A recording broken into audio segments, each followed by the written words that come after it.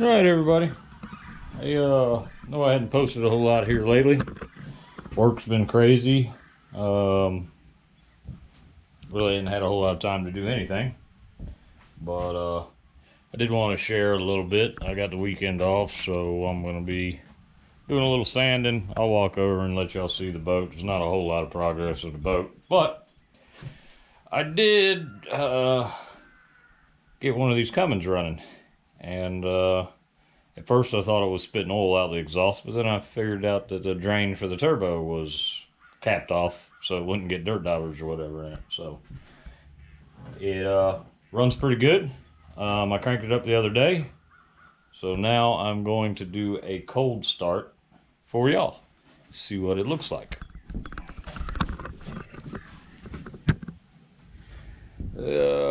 See if I can get a good view here somewhere. All my junk.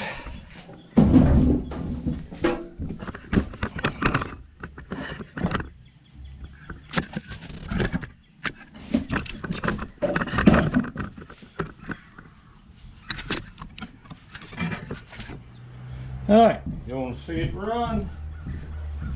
Make sure the governor's on. I got my return line in. I got my oil return. I'm just going to bump the starter.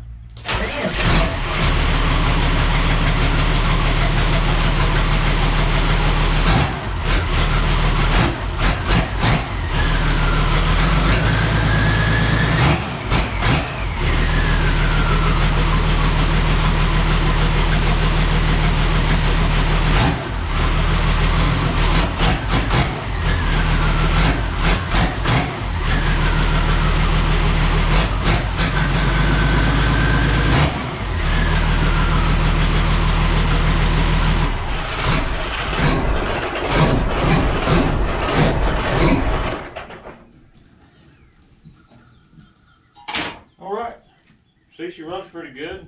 I mean, that's no turbo hooked up, no nothing. So, I mean, the turbo's hooked up, but it doesn't return into the aftercooler. So, yeah, runs pretty fucking good. I'm pretty happy with it. Now I'll show y'all the aquasport, what I've been up to with it, which really hadn't had a whole lot of time to do much with it. Been busy as hell at the new job. But hopefully we'll have some new drivers in to help me out here soon. And I hadn't even looked in here since I've been off. But y'all see, it ain't a whole lot of progress. This paint that's inside of here is a nightmare. So I'll show you. As you see, I got the whole stern done. Found a little bit more in this stringer, but the wood's pretty solid everywhere. So I still think I'm just gonna fill it with structural. You see, I've got it sanded all the way up to that base and sanded all the way up to that base. The whole center is sanded in between the stringers. I guess I need to get that side too. But whatever that paint is, that Belge paint, that epoxy paint, it is a mother. If I knew what it was, I may not have to come completely out with it, but like I say, you can see these little corners of the stringers here and there, down the side. All that stuff needs to be redone, so I don't want to risk trying to glass over top of old paint.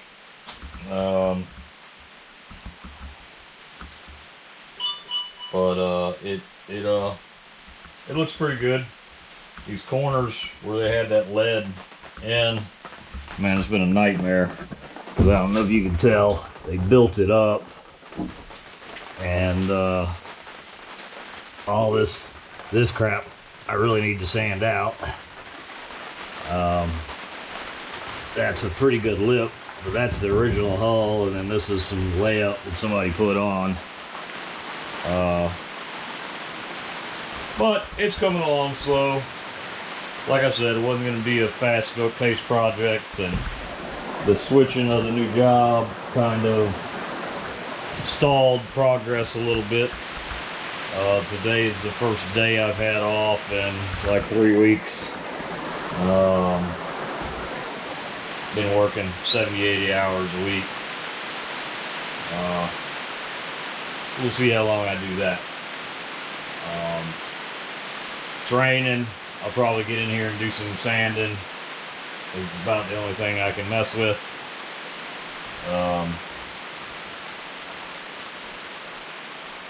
All good, I guess. All good. But I'll touch base back with you.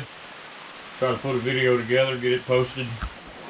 Maybe I'll go ahead and get the stuff and start patching the holes in the stern and do a video on that material I'm using, and the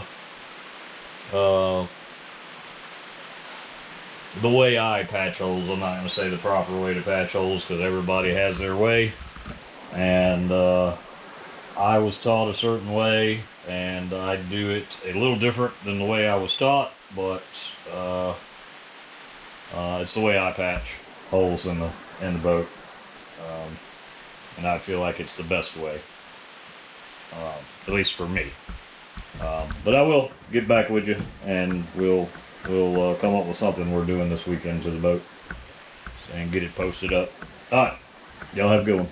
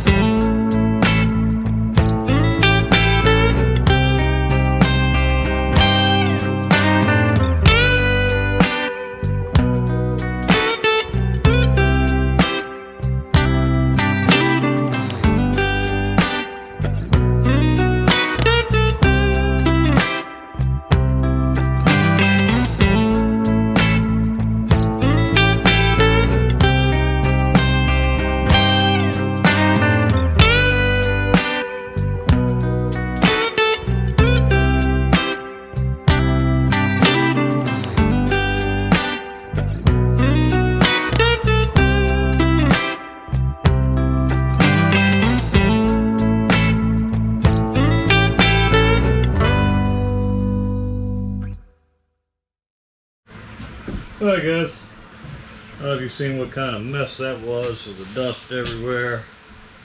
I got that little bit sanded, some of the cracks and corners, but that's part of the problem with sanding. Once you get so far, dust builds up so bad that you gotta stop and rinse it out so you can see what you're doing. So now everything's wet. That's about it, all I can do for the day until this dries out. I'll hit it again tomorrow. Let me show you some of the materials I'm using. Obviously, just your standard DeWalt hand grinder. I've got a, what I think a 5-inch Velcro pad on here. And I am using Diablo sandpaper on it. That's pretty much good for the flat surfaces. I was using it in the Belge a little bit, but it's not good once you get up on the edges or if you're in real rough surface. For that, I use just a regular paddle disc. This is like a 40 grit. Yep, 40 grit. That's 40 grit paper for the 5-inch too. This is for your all around, get as close, bump up against the side walls. You're not gonna fuck it up. With the sandpaper, as soon as you get up on the edge, you tear the sandpaper up. Now, my favorite tool at all, and I just bought this one. I didn't know they made 1.5 inches. I've been using a smaller one. Now, the handle, I'm about to go take it off. It was in my way. But this is just a belt sander. It's a 1 3/8 or something belt with 40 grit on it, and that's for getting along your edges, getting in your corners, getting your tight. That is by far a machine of a tool right there. I also have the smaller one, which I love as well. But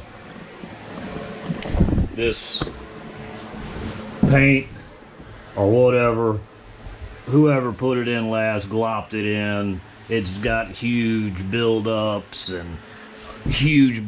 in the corner. Somebody just slopped it in with a damn mop, it looks like. It's good paint. I wish I knew what it was, because it is a pain in the ass, and I don't know if this is several coats or years worth of buildup and maintenance, but man, that's some good shit.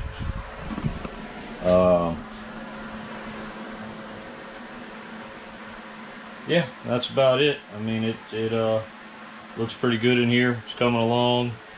Like I say, sanding this type of thing with all the nooks and crannies and voids and uneven, and I'm trying to get everything even, and it just takes time. It's a pain in the butt. Yeah, no, but I got to get it clean because I want to do a good layer of glass over all the stringers again.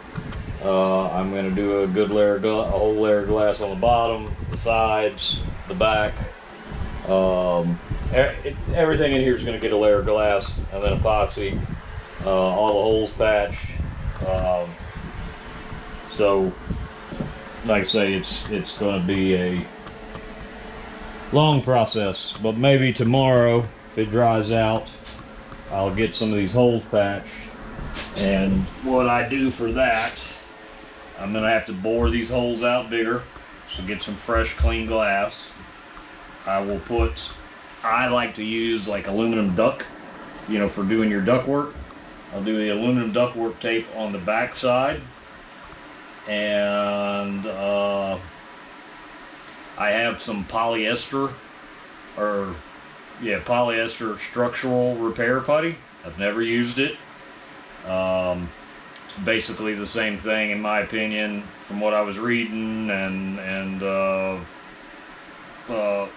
talking Total Boat. It's basically just thickened resin with milled glass in it, so it'd be the same thing as me making it. So I'm skipping a step, hopefully. It's probably cost efficient compared to mixing the silica and the milled glass to thicken everything in it. Anyway, I'm trying it out. I think it'll be fine. I'm going to polyester putty, not this hole, this hole's a drain, but polyester putty these holes, these bigger holes. They will get CSM matte chunks, and I'll put that in there.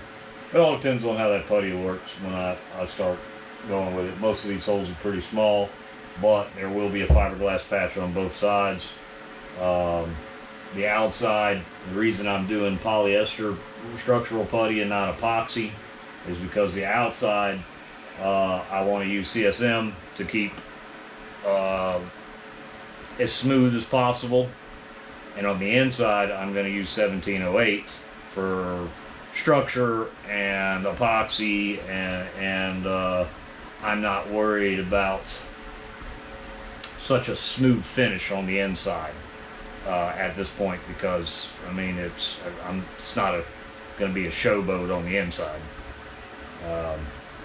So at least that's my plan right now. I fill with polyester structural putty. I can epoxy on this side and polyester on that side if I choose so, or I can change my mind and do epoxy on the outside, but I am going to use polyester for the actual patch, and we will decide as we go, I guess. I mean, I did say I wanted to use epoxy all the way with this thing, but epoxy you can't use chop strand mat because of the binder. The epoxy won't dissolve it. I know some people that do use it, but it's from the manufacturers recommended not to.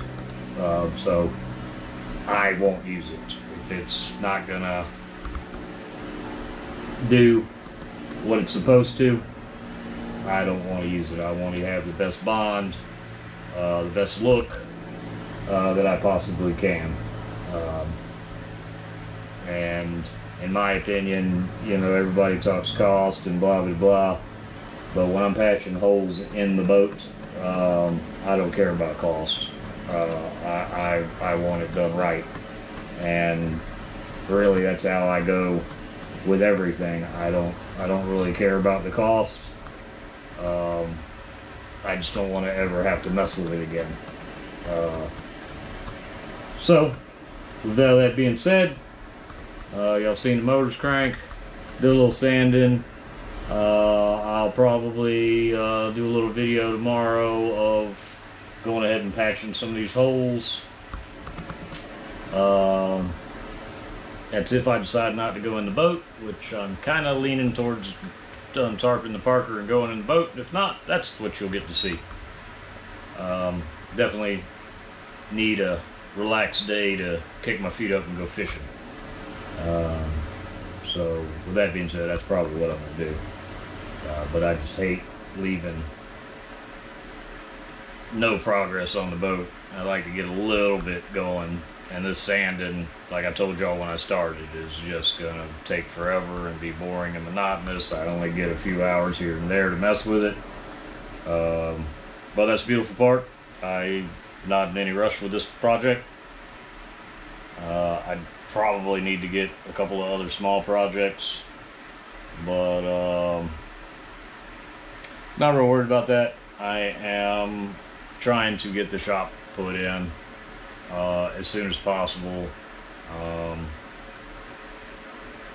I've sent out a quote for a pole barn to start with that I'll close in eventually, but a pole barn and a slab with 16-foot sides, so I can get a tall boat and 14-foot doors, so I can get a wide boat. Most of everything's right around the 12-foot mark, so I should be good with 14. If it's bigger than that, then I'll just have to stay outside like this one. But I've got to get the shop put in and get some space, because I got those two Cummins in there, I got the outboards in there, I got the Suzuki and parts in there. I'm running out of space, and the little shed can't handle all the weight, so it would be nice to have an actual shop that I can do all this in. But okay, alright, well, I will check back with y'all later. Hope y'all are enjoying the video and the progress. I appreciate the likes and shares and comments and all that. And if you have an opinion, please feel free to share it. And like I say, ideas are welcome. I by no means know everything. I just know enough to do what I want to do. And somebody has a better idea, then I'm willing to learn. So, yep. But I will check back with y'all tomorrow. All right, bye.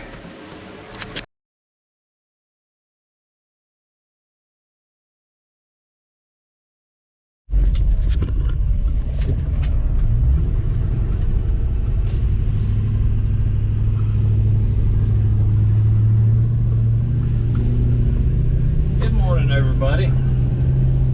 Figured I'd talk to you a little bit, pulling into the boat ramp. Getting ready to go have a nice relaxing day in the river. I guess I'll show y'all how I launch if it's not too busy down here. It's a pretty big, nice boat ramp. For the most part, there's not a whole lot of people at this ramp. When I started using it a billion years ago, there was never anybody here. In the summertime and holidays, it gets pretty packed. One thing I emphasize is when you come into the boat ramp, please use your staging lanes. That's what they're there for. Pull into the staging lane, get your boat ready to go in the boat ramp.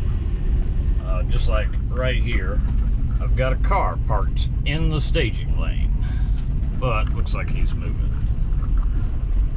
But yeah, use your staging lanes, get your boat ready, then back up. Don't just pull right onto the ramp and then decide to get your boat ready, or put your boat in the water and then get all your shit and coolers and shit together. Now, do all that in a staging lane. That's the best way to do it. And now I'll show you what I do. First things first, I keep my drain plugs in my side pocket. Oh, probably getting a little close. And I got my wrench. Now, I'm always by myself doing this. So, first things first, I just walk to the back, put my drain plug in.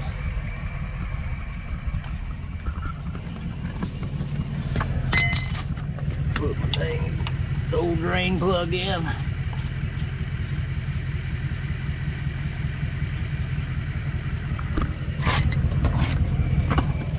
Give it a nice snug or two with the wrench.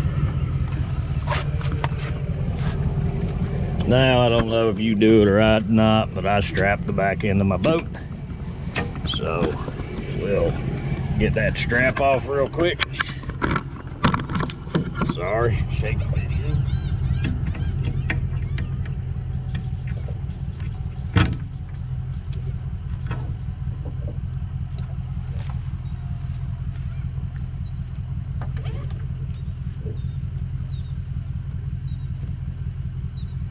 Apparently I left a bottle of cleaner on the boat. Surprised it made it here. Now, I like to use a transom saver. So we'll raise the motor up. Make sure we pull that out. Just a transom saver. Makes it where the motor's not riding on the hydraulic cylinders going down the road.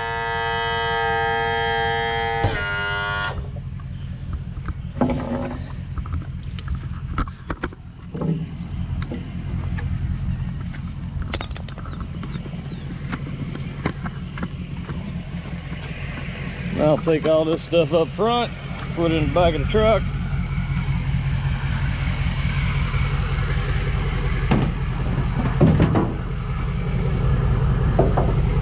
Now, I've got a bulk trailer, and if you're not comfortable with this, then don't, but this is how I've been doing it for years. So, I'm going to go ahead and completely disconnect the boat from the trailer.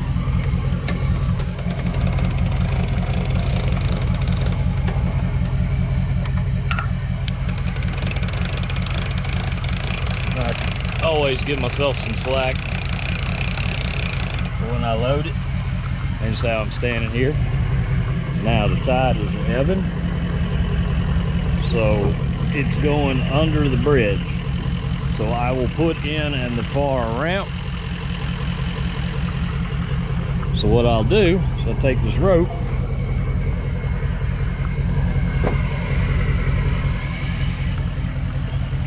stick it through the cleat. Oh, let's get it. Stick it through the cleat here. Pull it tight where it's nice and secure. And I take the other end of the rope, and I got the cleat in the bed of the truck.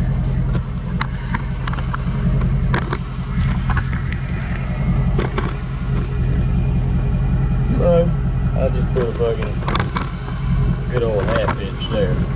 Sorry, no video.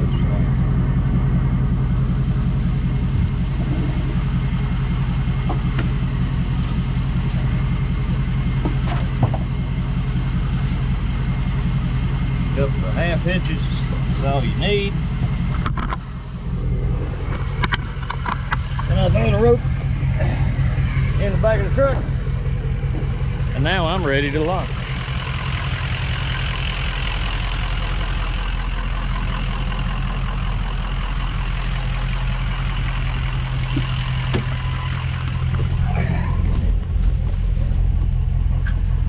So now what I'll do is I'll back on the ramp, tap the brakes, boat comes off the trailer. I walk to the back of the truck, grab the rope off the back of the truck, and then tie the boat up. And then I pull out. I'm not going to video all that because it's kind of a pain in the ass to video by myself, but you get the gist of it. Alright, we'll check back with you later.